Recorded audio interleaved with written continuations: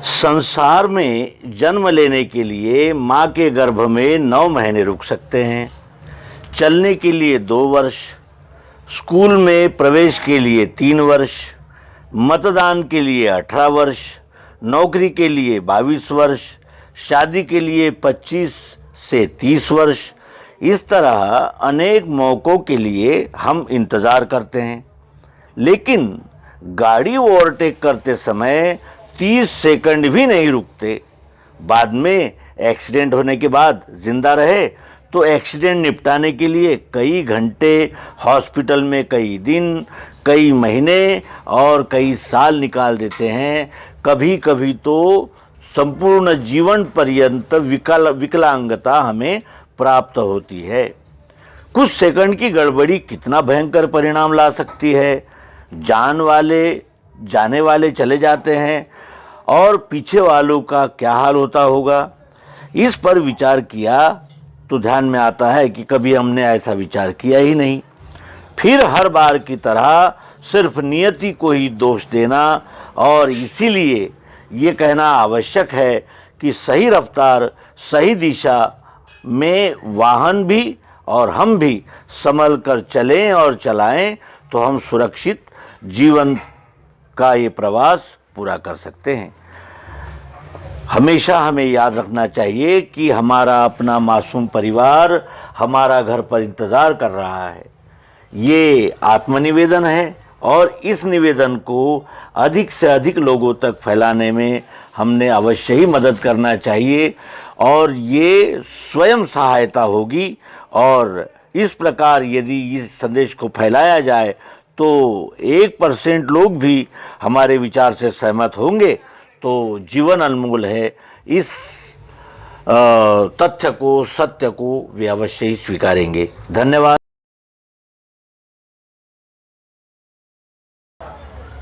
मांसाहार पर वैज्ञानिकों ने जो खोज की है, जो शोध किया है, वो अत्यंत महत्वपूर्ण है और आज के इस बार और पब आदि क्लब इन संस्कृति के संबंध में और इस चलन के प्रकर्ष में ये अवश्य ही इस शोध का हमें लाभ हो सकता है। ये शोध है मांसाहार पर।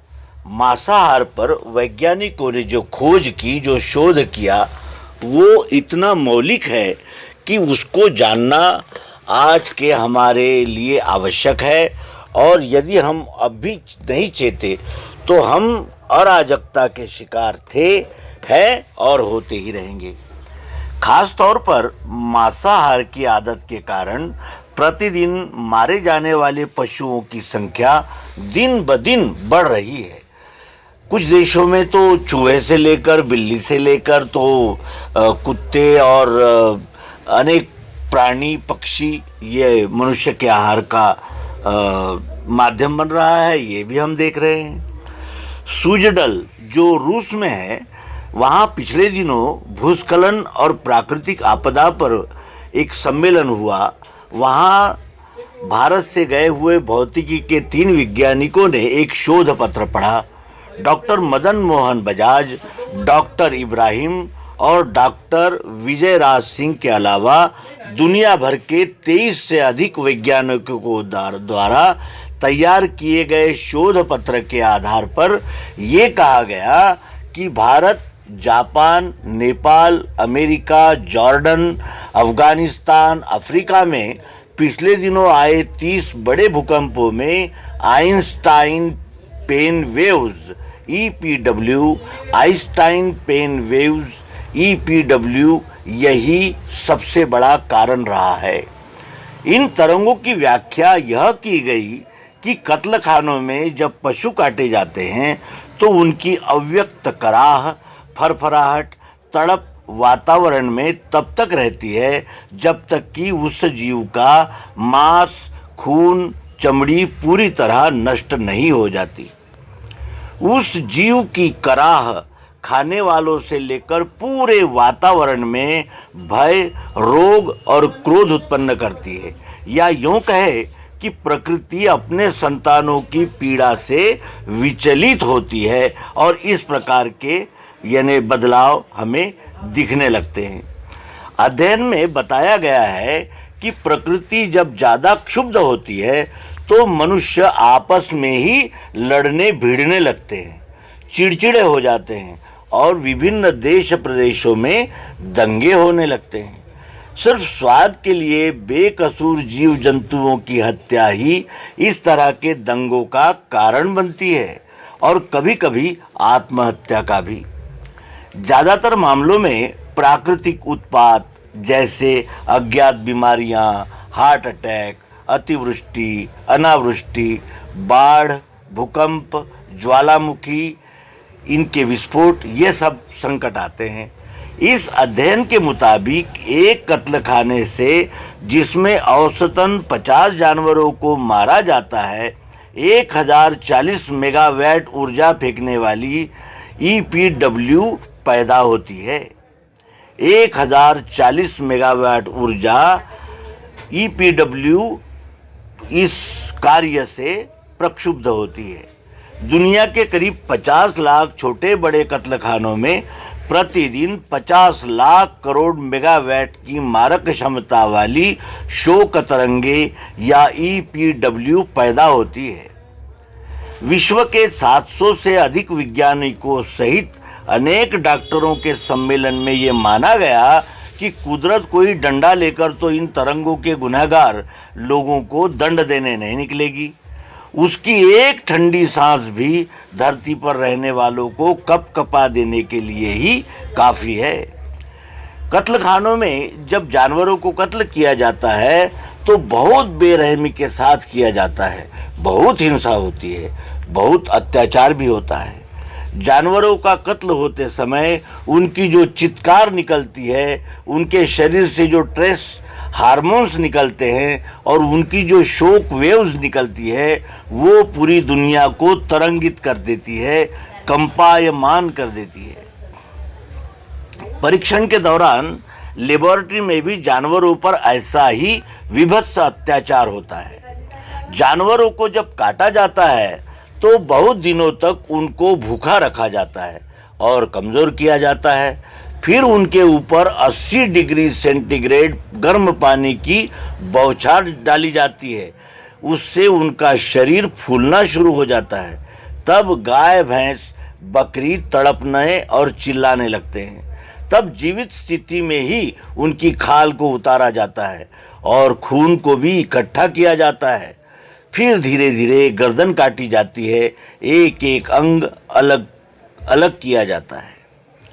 आज का आधुनिक विज्ञान ये सिद्ध कर रहा है कि मरते समय जानवर हो या इंसान, अगर उनको क्रूरता से या उम्र पूरी होने से पहले मारा जाता है तो उनके शरीर से निकलने वाली जो चीख पुकार है, उसकी वाइब्रेशन में जो निगेटिव वेव्स निकलते हैं, वो पूरे वातावरण को बुरी तरह से प्रभावित करते हैं और उससे सभी मनुष्यों पर नकारात्मक प्रभाव पड़ता है।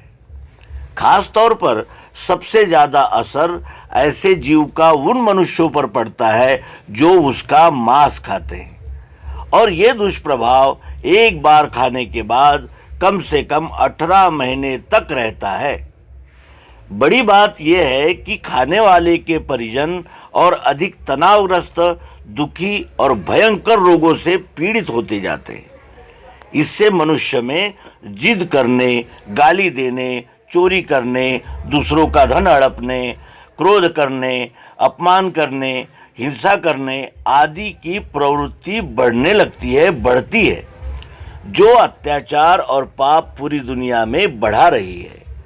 अफ्रीका के 2 प्रोफेसर, 2 जर्मनी, 2 अमेरिका के, 1 भारतीय, मदन मोहन और 4 जर्मनी के वैज्ञानिकों ने अपने अपने हेड मार्क फिस्टन, डेविड थॉमस, जूनस अब्राहम और कियो और बौद्ध फिलिप, इनके साथ 20 साल इस विषय पर रिसर्च किया और उनकी रिसर्च कहती है कि जानवरों का जितना ज़्यादा कत्ल किया जाएगा उतनी ज़्यादा हिंसा से वो यानी अन्य भी मारे जाएंगे, उतना ही अधिक दुनिया में भूकंप आएंगे, जलजले आएंगे, प्राकृतिक आपदा आएगी और उतना ही दुनिया में संतुलन बिगड़ेगा और लोग दुखी, तनावग्रस्त और हार्ट अटैक से पीड़ित होंगे।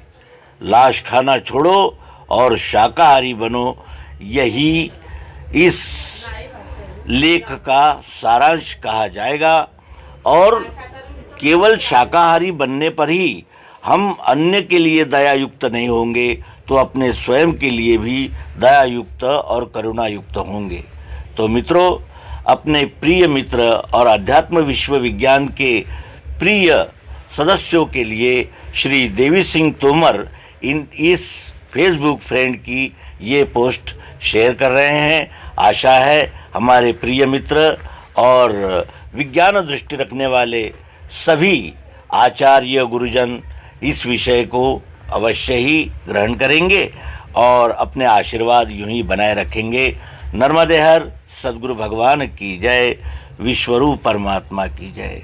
ओम शांति शांति शांति।